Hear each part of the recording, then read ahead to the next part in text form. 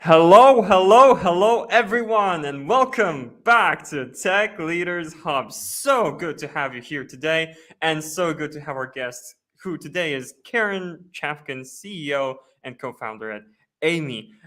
Keren, how are you doing today? Excellent. I'm so excited to be here, and thank you very much, Deco, for your great program. Yeah, I'm so glad to have you here on the session, especially since our topic today is just so exciting. We're going to be talking Metaverse, we're going to be talking Web3, so we're looking, I wanted to say into the future, but it's actually already in the present when we're talking about these two things. So I'm very excited to dig into those two things in just a moment. First of all, dear watchers and listeners, Tech Leaders Hub is all for you. To give you a good session, we need to know that everything is working correctly. So please leave a comment and tell us if you can see us and if you can hear us. Tell us where you're logging in from. Are you logging in from the metaverse or somewhere around the world? Let us know, leave a comment, and then we will know that we can proceed. Meanwhile, Keren, obviously we have quite a bit to cover today. We want to talk both about the metaverse and Web3, how these two connect, and then a little bit more, and obviously about AIME as well. Given what we have in mind for this session, who do you hope is tuning in the most? Who do you think will benefit from listening to this conversation? From this specific conversation, I think the best one will be tech tech persons from companies, from corporate and individuals that want to learn more about the metaverse and the future of their products and future of the technology in businesses and for individuals as well. But that everybody that is in the space of technology should be aware to the metaverse.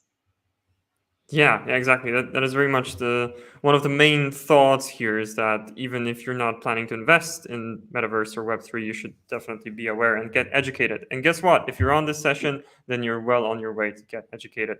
We've got 3 comments coming in already, 4 comments coming in already. Sada is saying all is good. Tim is saying all good. Alex is saying that he can hear us loud and clear. Thank you so much for attending, Alex. And Agnieszka, for our very own, is sending 3 okay hand emojis. Thank you for that. All right, awesome. So, this being Tech Leaders Hub, I wanted to start with the traditional Tech Leaders Hub question, because before we get into your background, before we get into a little bit about the company you're developing as CEO, and before we get into the main topic of the session, I want to give people something actionable, something they can use in their processes at their companies right off the bat. So I wanted to ask you the traditional Tech Leaders Hub question, which is, what would you say is your number one tip for tech leaders? My number one tip is not to be shy and always learn and learn and learn. Always be relevant. Technology is the past and it's the future, and you need always to learn. That's awesome. Yeah. Can we talk a little bit more about that? So when you're saying don't be shy, always learn, are there any concrete steps you can take to, for example, if you have this problem that you're a little bit introverted, let's say, how do you get out of your shell? First time, try not to be shy. I ask questions. Don't believe that there is a stupid question. Okay.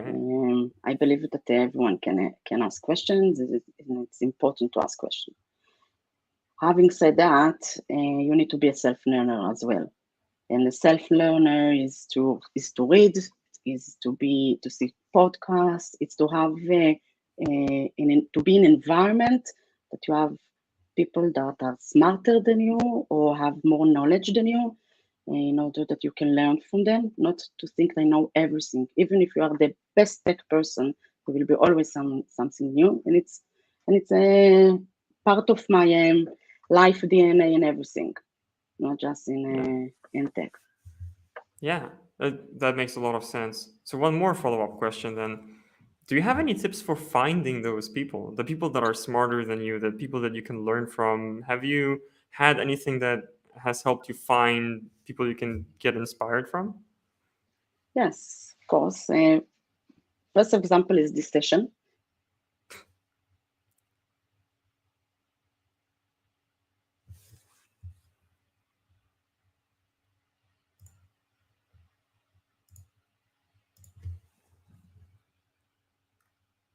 Okay, I seem to have, I am not sure if this is on my end or Karen's, but we seem to have a little bit of a freeze here. Give me just a moment.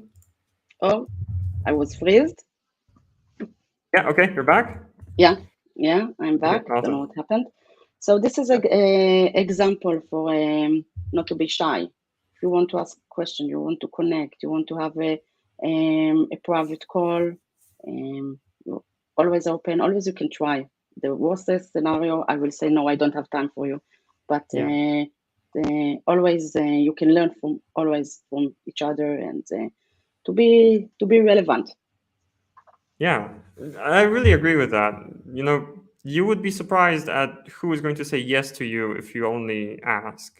Recently, I had a dilemma I was dealing with, and I reached out to some people on LinkedIn who I never really had a Exactly. conversation with. I asked for a little bit of their time to brainstorm something, and they said yes, you know, so that was amazing.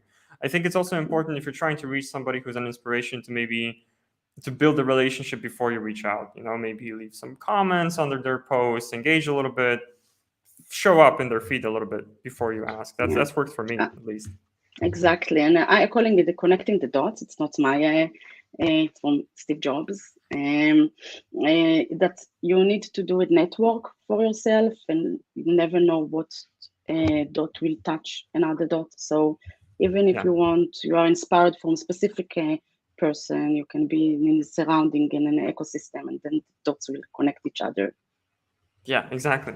I really feel that in recent years, or you know, recently, just in general, I've had the feeling that it's all about relationship, all about connections, which is why I'm so glad to be doing Tech Leaders Hub and making new connections. Yes. Anyway, so thank you for answering the number one tip question. Now let's have our watchers and listeners learn a little bit more about you. Can you tell us kind of how you got here, being CEO at AIME? Can you tell us about what AIME does? And you know just what's relevant to know for this session for the listeners. Right. So my career journey started a little bit opposite in some cases. I started in HSBC, a big corporate bank, one of the biggest global bank in the world. I even worked very closely with Poland and Krakow for many Oh, years. Yeah, I start from a tech job. I programmed some. I had programmed some codes and etc. And then I progress and go forward with in the career. I can see you now. In the career, I managed digital transformation for 15 mhm. countries in Europe and established the cyber lab. And I've been in really high position in HSBC and really like it for more than 15 years. And then something happened, or it's not happened, but something was always there that I wanted to be entrepreneur.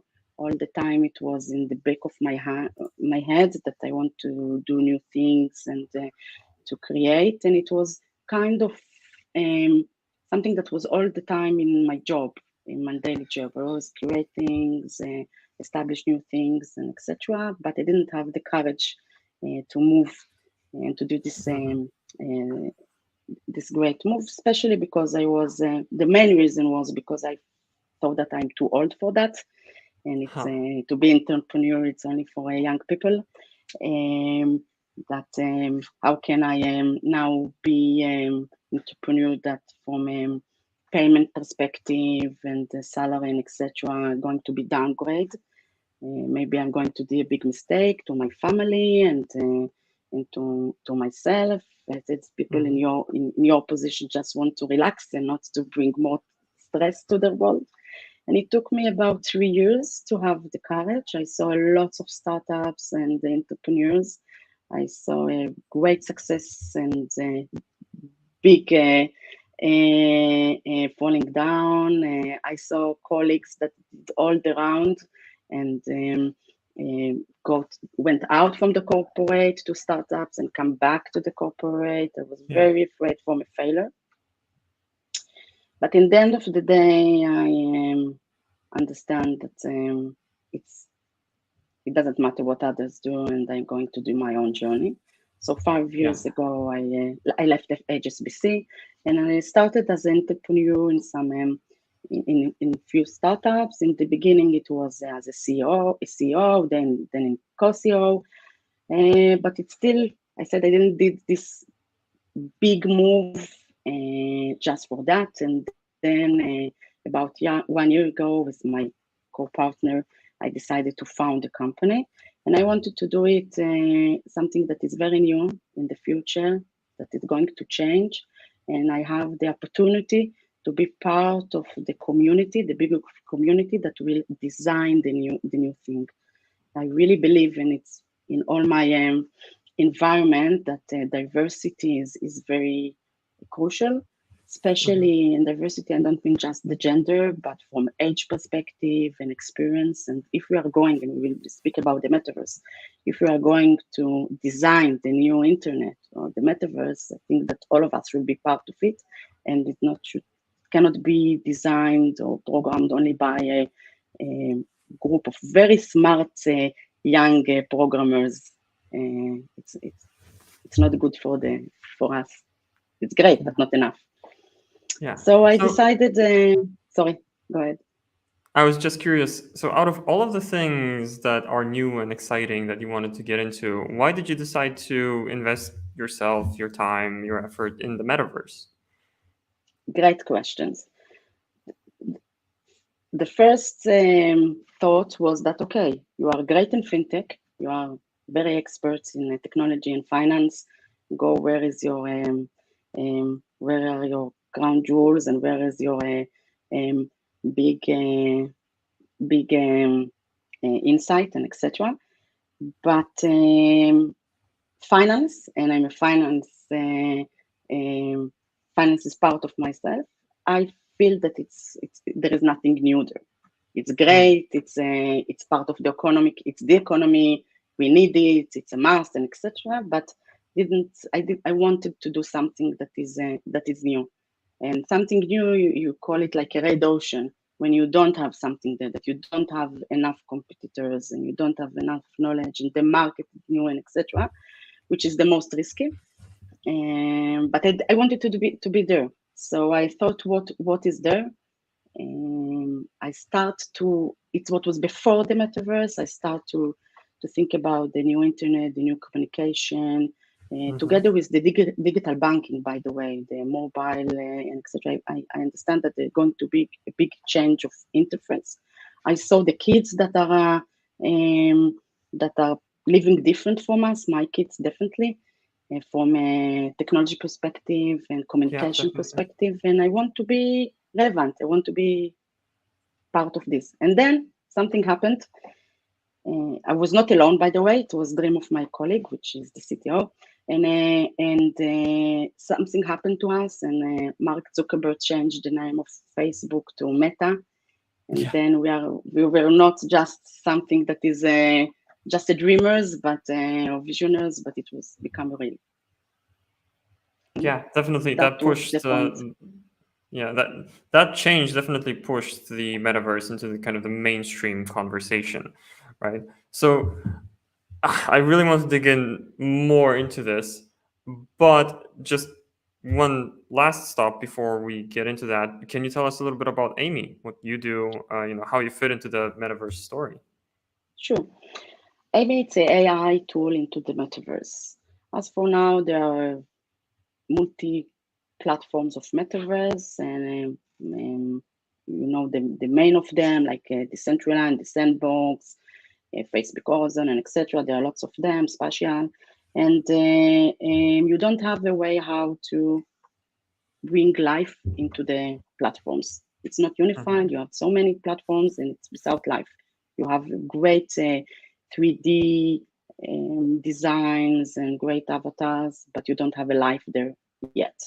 And AIME is the tool to bring life into the metaverse, to bring your scene, your own world, into life by giving to the avatars AI features, by NLP, speaking, seeing, moving, and managing them together. And we do it by a tool that is named Space Manager, and you can almost plug and play.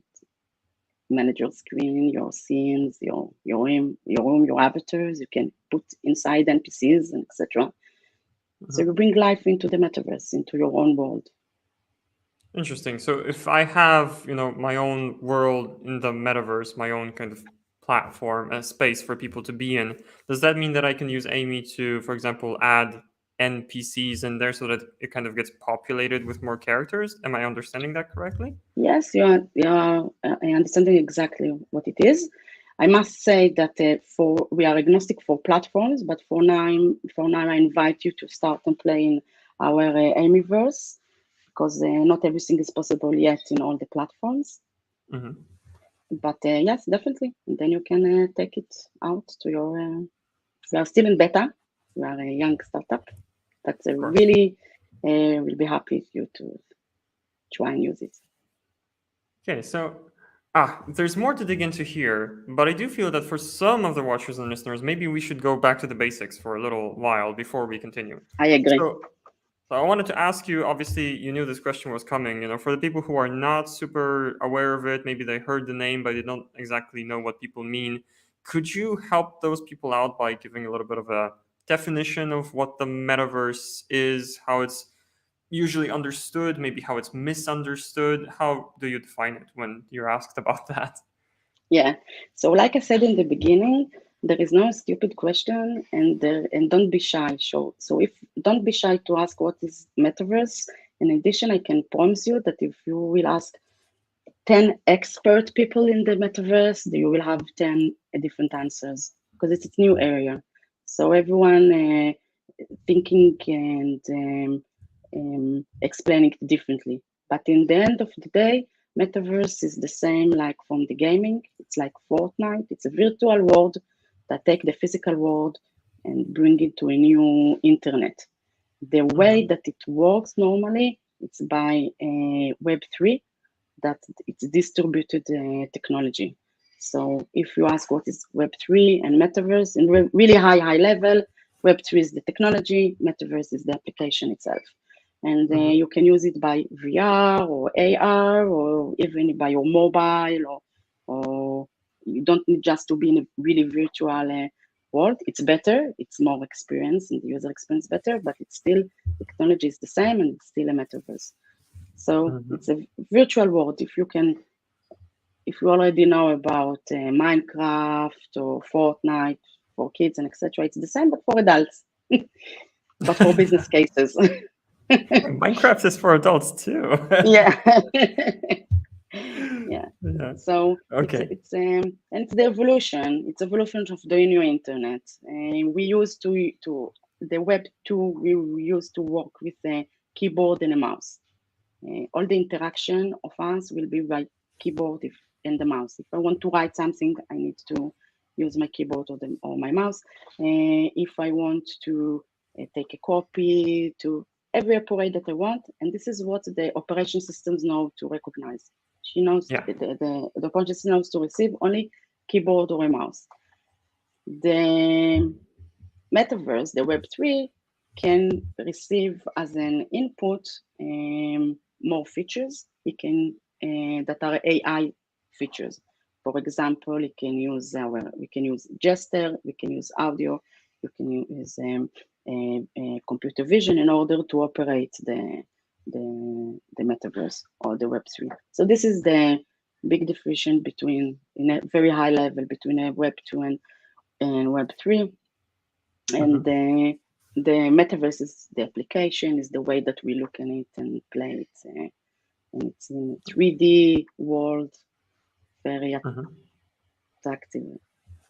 Yeah, okay. So very fun. I get all of that, and there's lots of jumping off points here. So first question that comes to my mind is, I hear Web3 and my mind immediately goes to the decentralized web, to blockchain, inevitably to crypto. So how much do you think these two things are connected, or how do they connect, the metaverse and Web3 and blockchain and crypto? For example, Minecraft, if we're taking that as a part of the metaverse, it doesn't use decentralized technology, I don't think. It does. Okay, tell me about that. Yes. Minecraft is, if I'm not mistaken, is the only one that is use distributed technology. Okay, interesting. So let's maybe try and answer the more general question. Like, when you're in the metaverse? And Microsoft bought them, so there was a reason for that. Yeah, I mean, definitely. So I'm just wondering how closely these two are connected. And, with Web3, like, are all the metaverses, the different platforms, are they all blockchain based? Are there exceptions to this? I'm trying to kind No, of get they a are feel for not. the landscape. Okay. The blockchain technology is the technology that you need to have a smart contract. You need a specific ID. So, and this is why the crypto is connected to there. Because when you want to show ownership, you need to do it on a distributed technology or platform in order to prove your ownership. However, and this is the relationship between blockchain and crypto. Crypto is a digital currency in order that you, really high level, yes, in order that you will have the identity and the contract that this is yours, you need that it will be signed on a ledger that is encrypted and distributed. So from technologies, so this is the technology perspective. So from Metaverse into Web3, it's almost on the same level of relationship. So unless you don't want to have your own digital identity, you can work with Metaverse, not on blockchain. Right. But since it's so but important, if you want to own your NFTs and you want to own your space and your land, then you need that it will be on blockchain, because this is the distributed technology that you can have your own ID. Okay, I understand. And so on top of it, you put, sorry for that, just to explain to the audience, and on top of it, you put the payment structure, which is the crypto. But however, if you don't use the identity ownership, you still can use the real money. You can use Visa, MasterCards, credit cards, and etc. And you have some platforms that already use that. Okay. All right. So I think a picture is forming in my mind with Metaverse, these different kinds of platforms, different kinds of worlds that you can kind of virtually inhabit. It's important that you have your own virtual property there, whether it's a space like real estate but virtual, or items, for example. And to prove ownership of that, you use blockchain technology. And to purchase those, often you would use crypto to purchase them. Am I getting kind of the right idea? Yeah. Okay, so in that sense, it's all connected. I can totally see that, and it gives me a picture of what we're talking about here, definitely. So now you were mentioning business cases, and certainly a lot of huge companies are investing in this metaverse space in one way or another. I mean, Facebook changing its very name to Meta says a lot, but other companies like Nvidia, Apple, Microsoft, they're all investing in this. Why? Why? How to say it, not politically correct, because they want to gain more money. They want to have more business case, and they have already the social environment, etc. So and the hardware, but what is the next? And the next, you can see it from the gaming that came, and especially after the COVID, we can see that the gaming market is exposed, we can say. The virtual communication from not just kids is more common, especially from, you can see, Zoom, Google Meet, and etc. Even our session now, that before the COVID, it was less common, and we will already wanted to do physical, so physical face to face. So it's evolution of the technology, and why not to be there? This is I think it's the same. It's the same, like you say. Why do we have mobile instead of sending letters? It's revolution. It's already there, and right. So you want to be the first one, or the one that will have the most, to be the leader in the market, and to be. So I understand that. I just wonder, I suppose, why these companies are seeing the potential for growth here, and not just for growth, but also that these platforms, at the end of the day, they're going to be making money. So how do you think this is going to work? I think that it's split for what company wants. We want more revenue, so we want more customers. We want that the customer will be all the time. The dream of a business, that you have all the time 24/7 customers all over the world all the time, in all the languages, in all the places, 24/7, and you can replicate yourself everywhere. This is one thing. And this is a real revolution that we saw already in the e-commerce. That we had physical stores, and then we have internet stores, and the same like we have physical lectures, and then we have a virtual lesson, the same like this one. We want to reach more people. That can be in Israel, can be in Poland, can be in Germany, it doesn't matter. We want to reach more people because we want to have more audience. So as a business, you always want to reach more audience, have more customers, and more opportunities. And the way to do it start with the internet, that will become more global. And it always move forward like this. In the beginning, there was a car, and then the airplanes, that because we want to reach each other more and to find more people, more customers. So the metaverse bring you everything to you. You can speak your avatar can speak in any language. You can be online all the time. You can have your own representative. You can do everything you want 24/7 if you do it right. But this is why they want to be there. They want that everyone will use all the time. Right. Okay. Yeah, I can see that. Especially, I'm sorry, maybe I'm a little bit blunt, but from the perspective of these companies, I see it as infinite advertising space. In the metaverse, if people are going to be looking less and less at the real world and more at these virtual realities, then there's you want to be where everybody is there. This is for a question. The first one is why they are the big one, why they enter it. Then why the others enter it? Why it's not the early adapters, but the other one. The other ones that want to enter there because everyone is there, so then you have advertising and etc. Of course. So I think this is a good point for us to move on maybe to the next question I had in my plan at least. But I wanted to remind everybody, watchers and listeners, if you have any question about the metaverse or Web3 you're curious about, and I'm sure you do, leave them in the comments. You don't have to worry about this fitting into kind of what we're particularly talking about right now. If it's in any way relevant to the session, I'll pass it on to Keren. So don't be shy.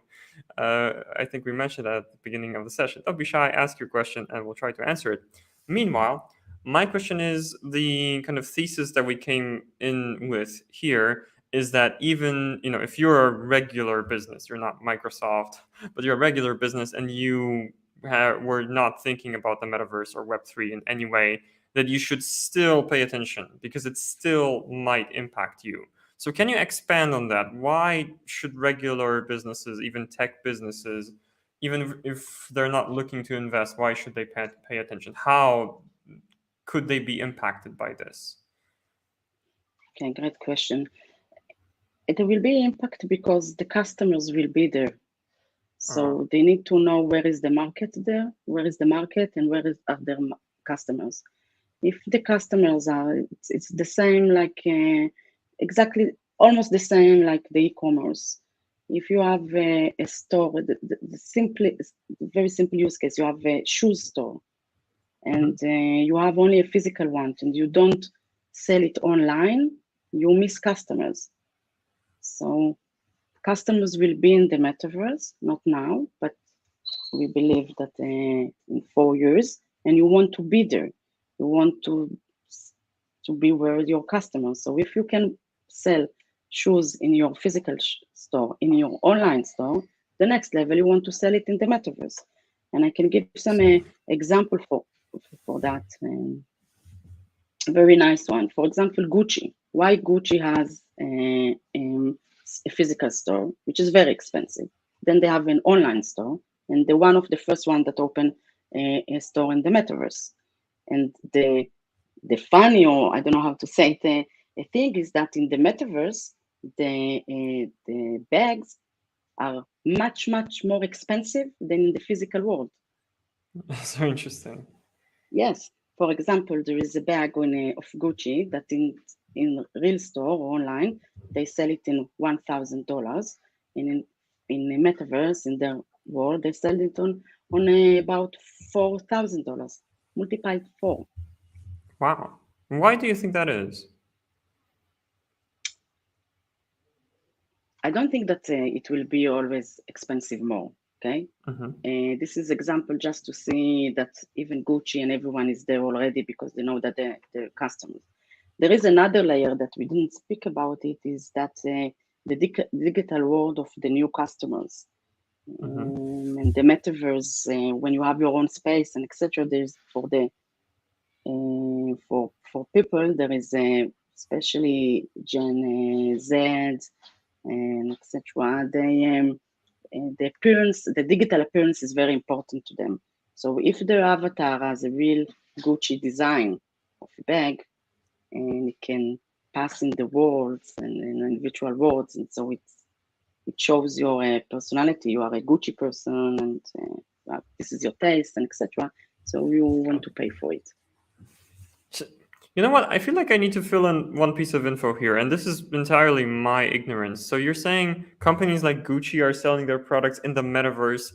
The metaverse, though, is a concept. So kind of which particular platform did they pick for that? Is there like a particular major player that these big brands are investing in? Yeah. We need to, in the metaverse, to define into there are lots of kind of defines, but in this, for these specific questions, we need to differentiate between two things. One is the place itself. Okay, where is the pixel where you are located, and what is your land? Like if you have a store in the 6th Avenue and 5th Avenue in New York, or we are in a big mall in Singapore, something like that. It's very important because when someone, a visitor, going to walk in this road, the street, you want that he will see your shop near to it, or your store, and etc. And a good example for that, it's Snoop Dogg, that he has his own verse on space, and someone that bought a land just next to him as a neighbor spent, it cost him about $400,000. Wow, yeah, that's a lot. Yeah. Yes, it's a lot. Okay. Just because he's near Snoop Dogg. So this is one reason. The second reason, or one difference, that it's very important to you where you are located. Like, where is your location? In the other perspective of that, it's not where is your location, but what you have in your space. For example, you want to do a show, you want to do a lecture, and it doesn't matter who is your neighbors and in what platform you are. So when you decide where to go, it's very important to understand what are your needs. If you want to be easily find, or if you want that it will be private, and etc. So there are so many platforms, but there are about 5 up to 10 major one. I believe that in the end there will be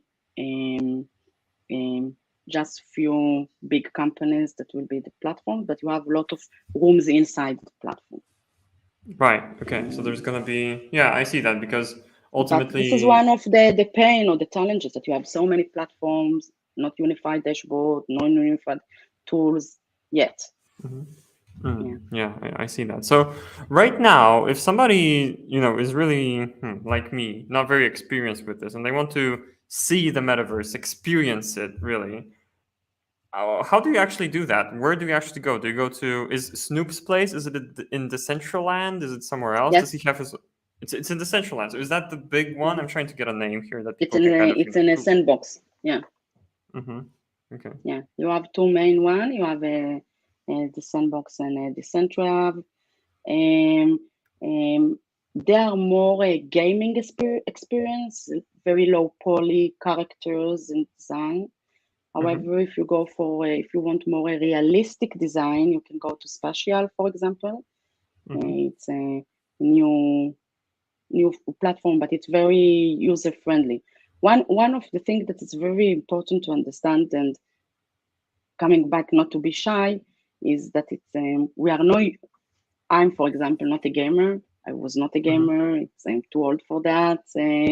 It was not part of my hobbies. And it's very difficult for me to play with it and to find a way how to navigate and etc. And go outside the world, falling down, sometimes can't move.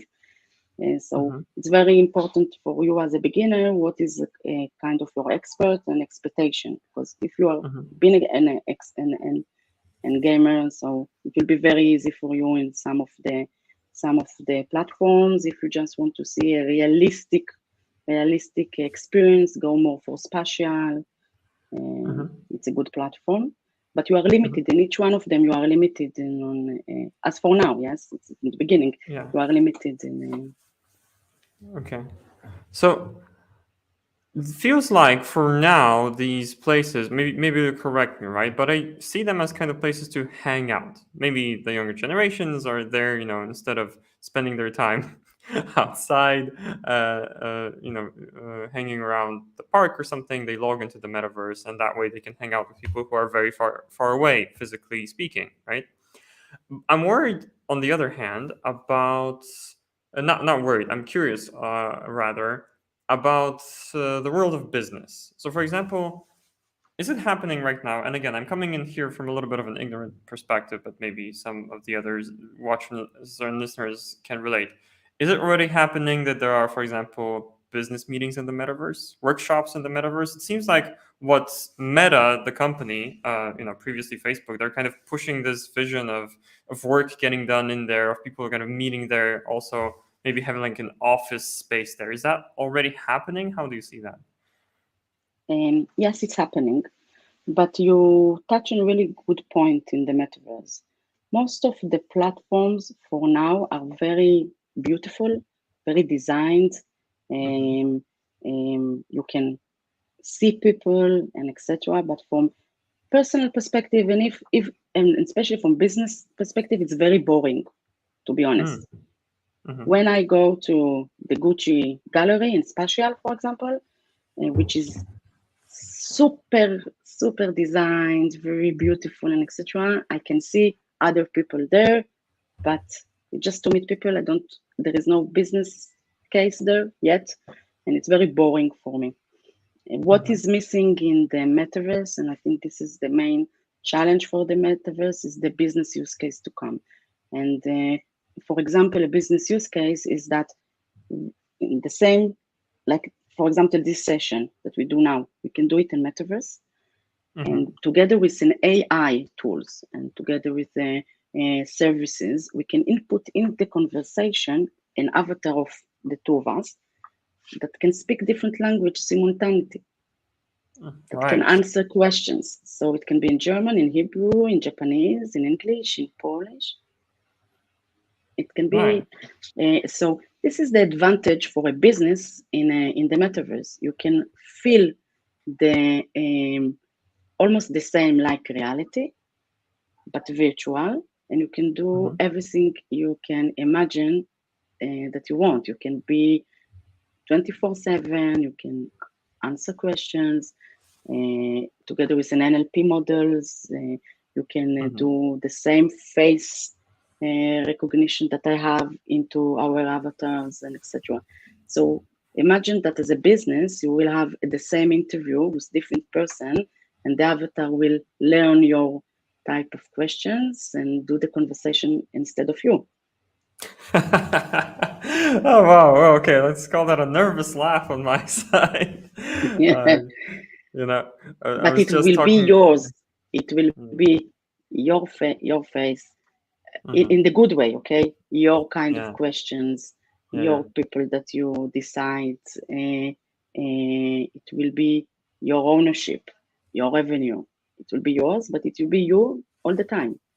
Yeah, it's a way to scale. Certainly, I can see that. And with what you said, with the funny thing is, by trade and by education, I'm actually a simultaneous interpreter.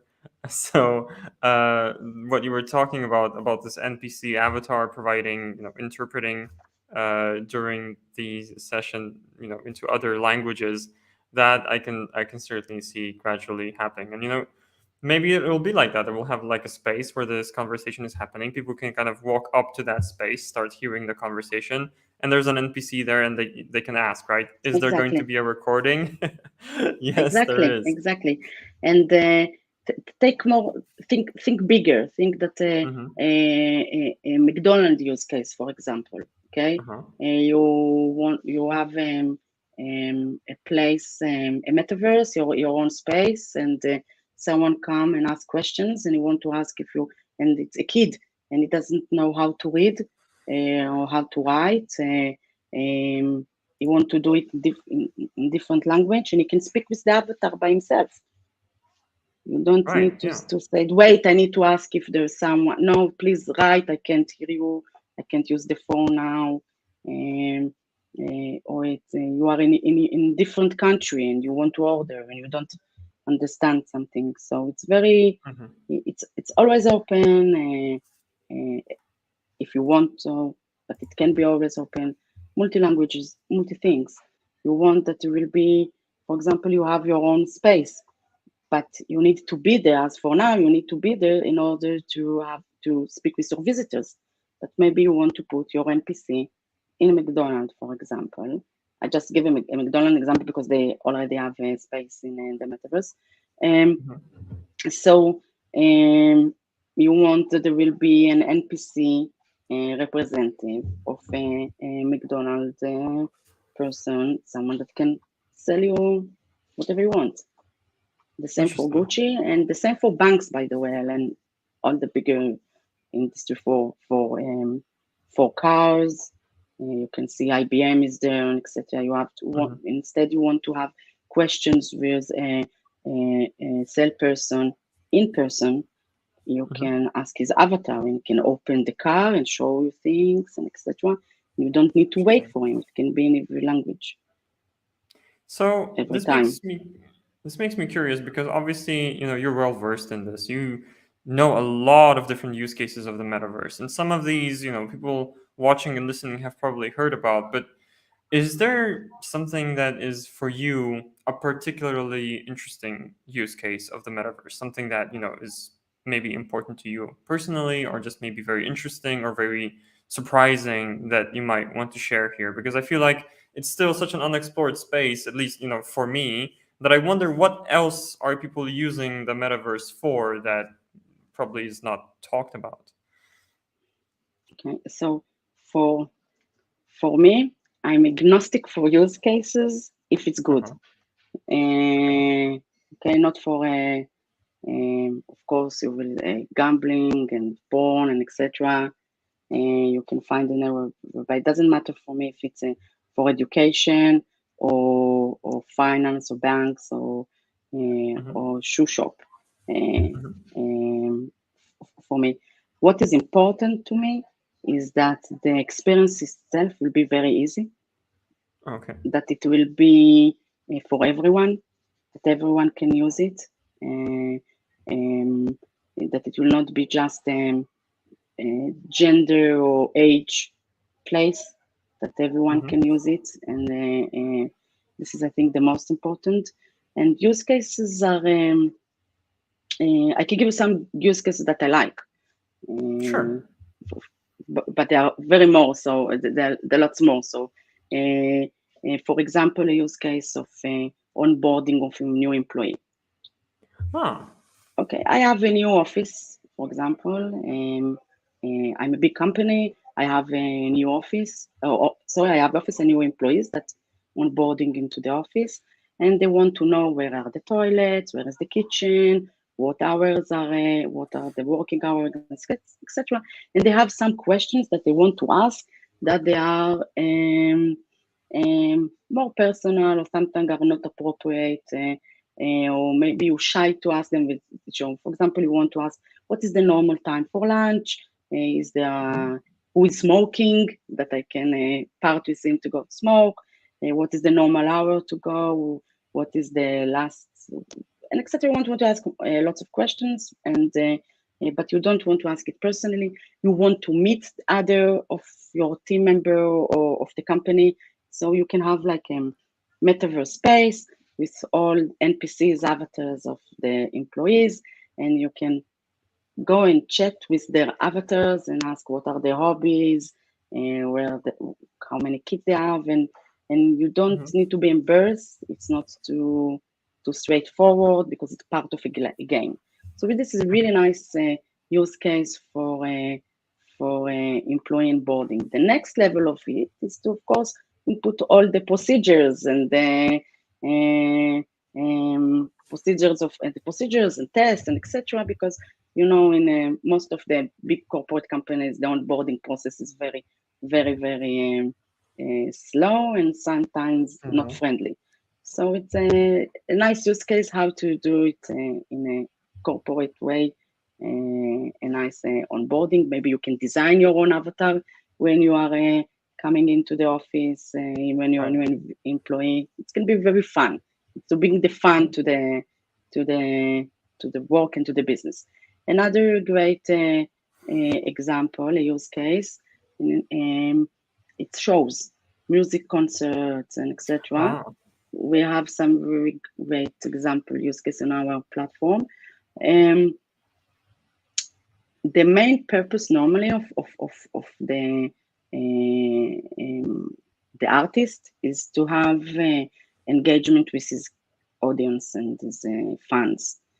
And there's normally only one. You need someone else that will answer for him or instead of him.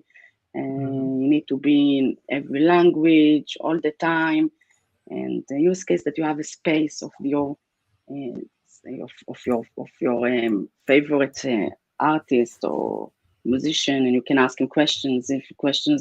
Where have you born? How many kids you have? Do you want a family? What is which song did you like the most? Some questions that you have on his bio or whatever, and you have more interaction with the business. This is one kind of. Another one which is very useful and you can see it from the COVID. It's educational. We already saw the online courses, Udemy, and etc. So now you can do it virtual. It's amazing how you can learn more. You can be self-learning. You don't need, and it can be very fun and very, very quick. For example, hospitality. Hospitals, healthcare. You want to a metaverse in the healthcare for treatment. You want to recognize in your avatar already. For example, you are my doctor, and you want to, and I say I don't feel good, and from AI perspective, we can recognize my face, can see what is different in my eyes, in my way of speak. If I already have my own personal data there, so we can compare and online see something is wrong with you. What is your temperature? And you don't need to ask questions, and even you don't need a real doctor in front of you. You can do it with avatar and very more interactive.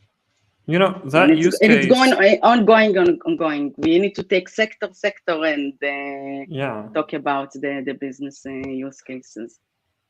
Yeah. So what I'm worried about, being like totally honest, is that this is all going to come down to the interface. Actually, you mentioned during this conversation and when we were talking before the show, right, that you don't have to actually have advanced equipment to access the metaverse, right? So with Minecraft, you can go there using mouse and keyboard. I mean, I've done it.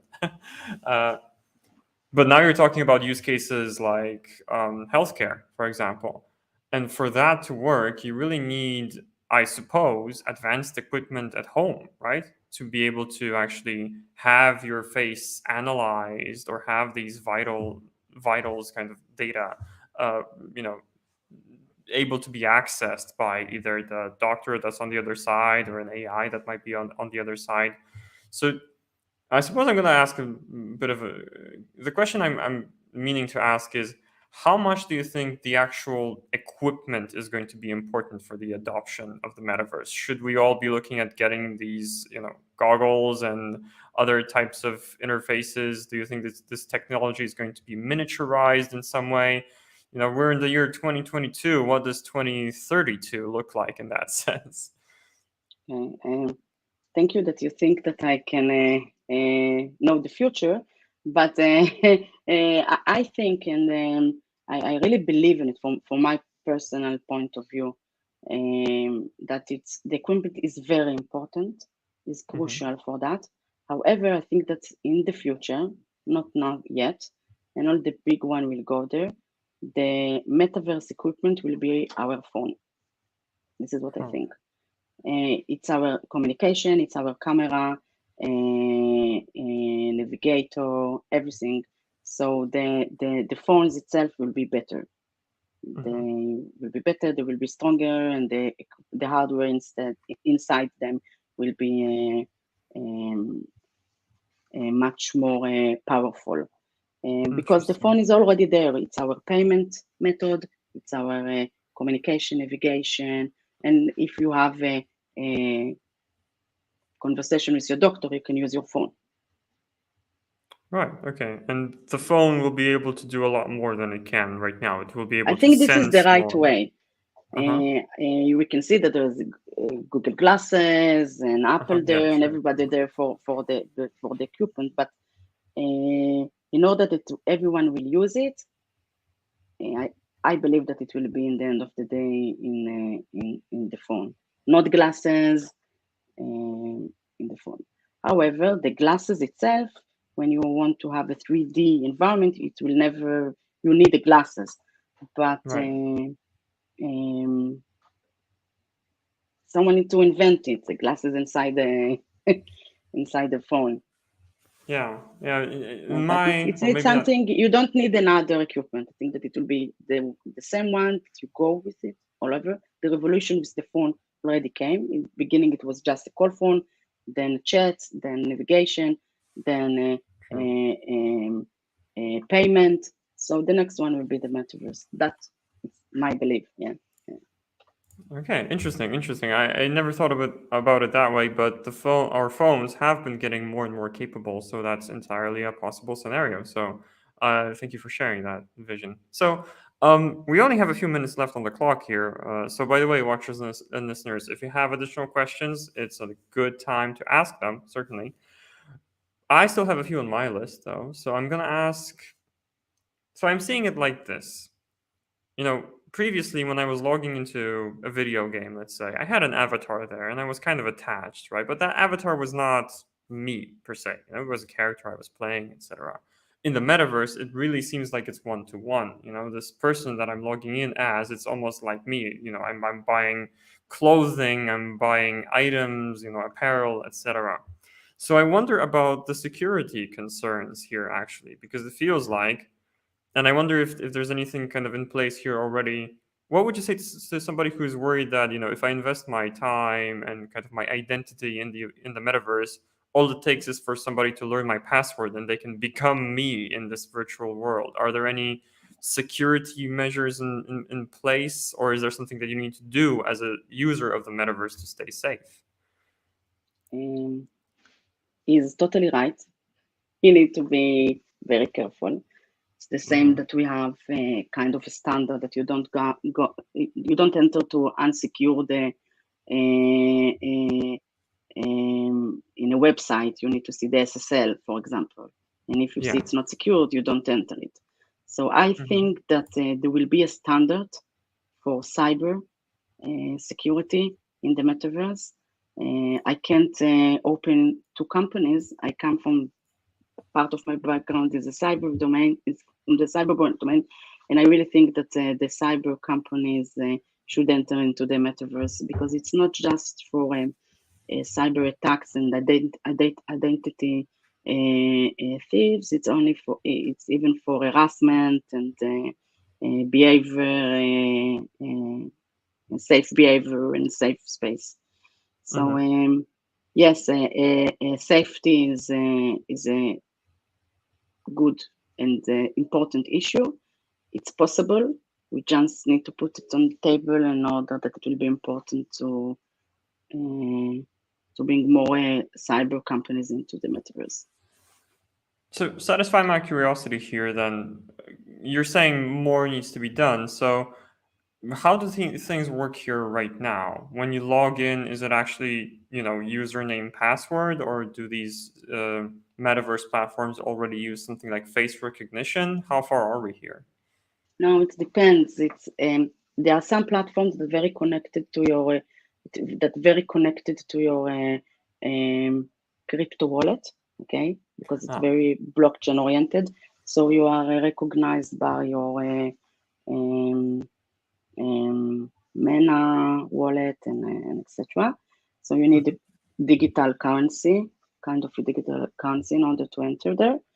And some of them you can log in whatever you want, like as a visitor, or maybe you need to pay to be part of the platform. It depends. It depends on what are your interests in order to enter the platform. But what is very interesting from your question is that there is no unified best practice yet. Yeah.